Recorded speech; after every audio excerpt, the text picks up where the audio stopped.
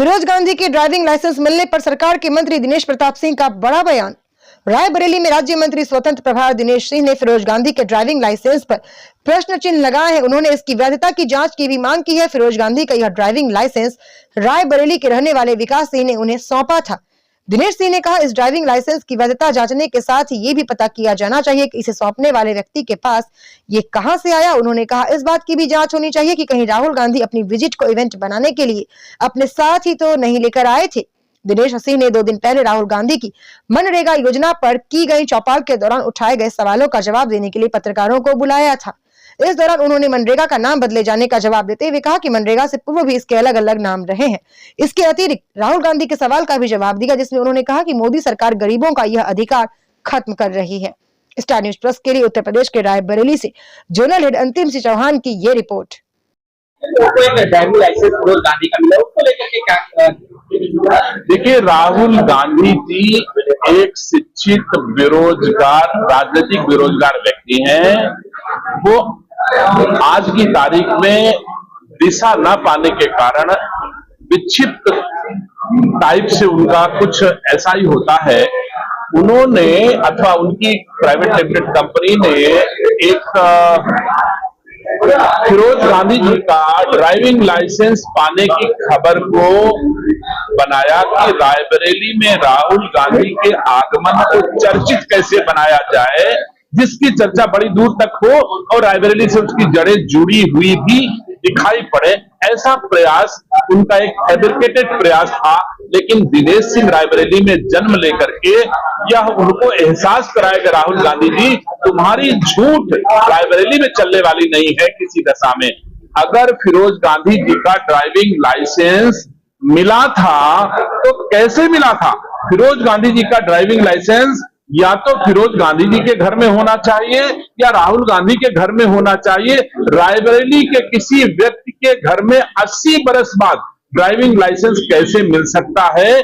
और अगर कोई भी ड्राइविंग लाइसेंस मिल भी गया होगा तो इतने बरस तक वो रख कैसे सकता है? ड्राइविंग लाइसेंस किसी व्यक्ति विशेष की संपत्ति होती है। अगर कभी पाया गया होगा तो या तो उसे लौटा देना चाहिए था, लेकिन इतने दिन तक वो हो भी नहीं सकता। मेरा अनुमान है राहुल गांधी जी एंड कंपनी के द्वारा एक फैब्रिकेटेड खबर तैयार की गई, एक झूठा लाइसेंस दिखाया गया।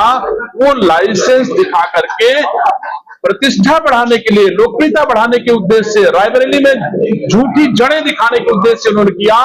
वो फिरोज गांधी का नाम ले रहे हैं, जिस फिरोज गांधी का सम्मान आज तक नकली गांधी खानदान की 3 पीढ़ियों ने कभी नहीं किया। उस फिरोज गांधी के सम्मान की बात आज की तारीख में कर रहे हैं, जो उत्तरोत्तर अपमान भी करते हैं। रायबरेली के पूरे जिले में गांधी खानदान का लगाया हुआ एक ईंट भी फिरोज गांधी के नाम पर नहीं है। उस फिरोज गांधी के लाइसेंस पाने की बात कर रहे हैं। तो मैं तो राज्य सरकार और भारत सरकार से आग्रह करता हूं कि इस पूरे प्रकरण की जांच होनी चाहिए कि ड्राइविंग लाइसेंस फिरोज गांधी जी का मिला तो कैसे मिला, क्या जिसके घर में मिला इतने दिन तक रखा जा सकता है? अगर उसको पता पहले थी तो उसने उनके स्वामी को लौटा क्यों नहीं दिया? अगर राहुल गांधी जी ने यह फैब्रिकेटेड खबर बनाई है तो राहुल गांधी के खिलाफ कार्रवाई होनी चाहिए और उस लाइसेंस की जांच होनी चाहिए कि लाइसेंस फर्जी है और किसने फर्जी तैयार किया।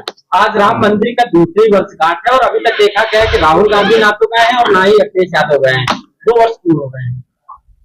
देखिए, ये नकली गांधी हैं। असली गांधी को राम से, भारत से प्रेम था।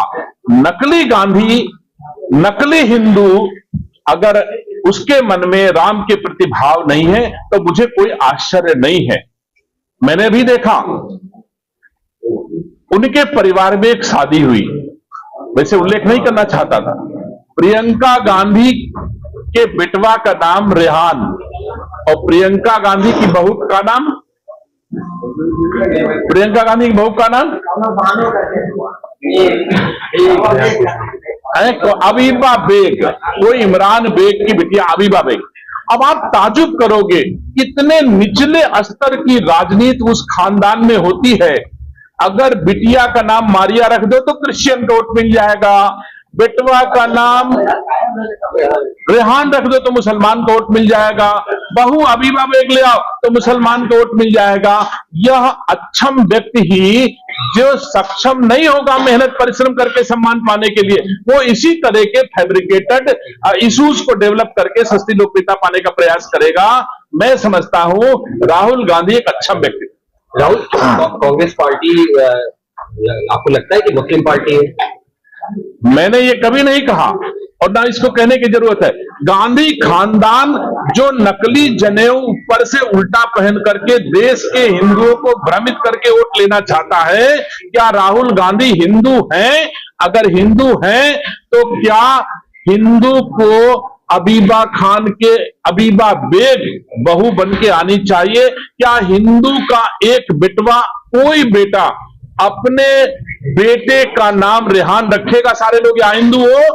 क्या मुसलमान अपने बेटे का नाम राम सकल रखेगा? ये हमारी संस्कृति, हिंदू और मुसलमान दोनों की संस्कृति का विषय है। सम्मानित साथियों, हिंदू के नाम रखे जाते हैं और मुसलमान मुस्लिम समाज के नाम रखे जाते हैं। तो मैं नहीं समझता कि राहुल गांधी जी वोट के लिए इस स्तर की राजनीति करेंगे। ये किसी दशा में अनुचित।